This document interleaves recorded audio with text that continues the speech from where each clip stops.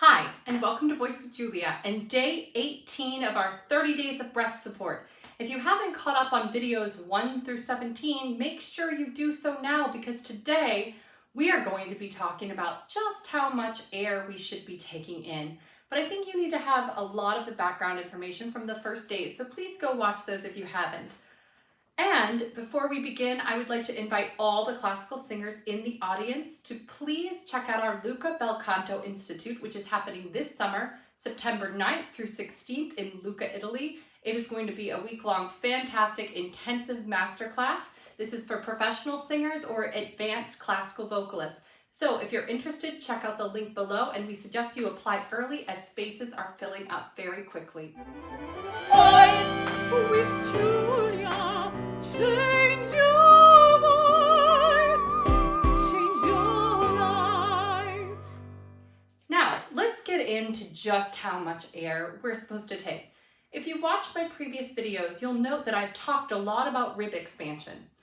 And what I've been thinking about is to clarify that rib expansion doesn't necessarily mean air in the lungs. So I want you all right now just to experiment without taking in a big breath. I want you to just see if you can take your lower rib and swing it out that way.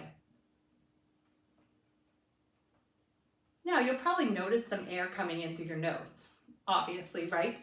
But if you'll also notice, it's not a lot of air, right? If you take the ribs out, okay, it's certainly a breath in, but it's not a lot of air. See, what we want to avoid doing in general is over breathing. And that means filling up our rib cage and our lungs with too much air. So think about something like this. That's going to be way too much subglottic pressure under the vocal cords, okay? So you really need to check that when you're doing this rib expansion, you aren't over breathing, okay? So what is my suggestion? Let's say you watch this and you're like, oh my gosh, I do this and it's such a habit. Let me tell you who are the worst offenders of this situation that I'm talking about. Mouth breathers. If you breathe like this, I can guarantee you are most likely over breathing, okay? The appoggio system, now, this is not the same thing that I was talking about with the releases.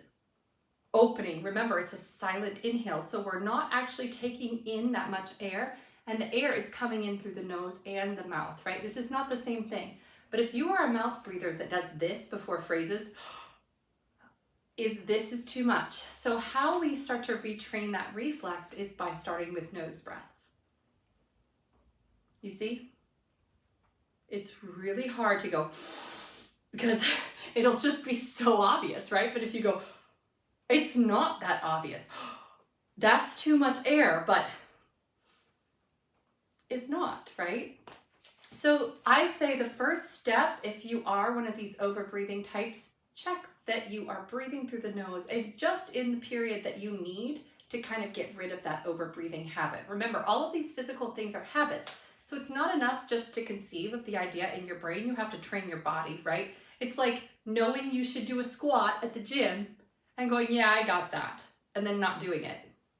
Doesn't make sense, right? Same thing with this stuff. So if you're going, yeah, I get it, but you don't actually train your body on every single breath to not take in too much air by breathing in through the nose because you have to subdue the other reflex, right?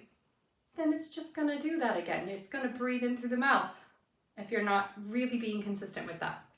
So I want you also, before we end today, I want you to notice that when you breathe in, you can get more rib expansion without taking any more air. Let's do a little exercise. We're going to breathe in just normal. Now you're going to plug your nose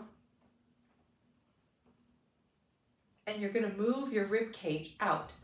Now you see that you can change the pressure system in your lungs by moving the rib cage, and we're not actually taking in any more air when doing that. Let's try that again. So breathe in normally, let the ribs go out. Now plug your nose. Now, I know it sounds funny, but let the rib cage move. I'll do it once silent so you can see exactly what goes on.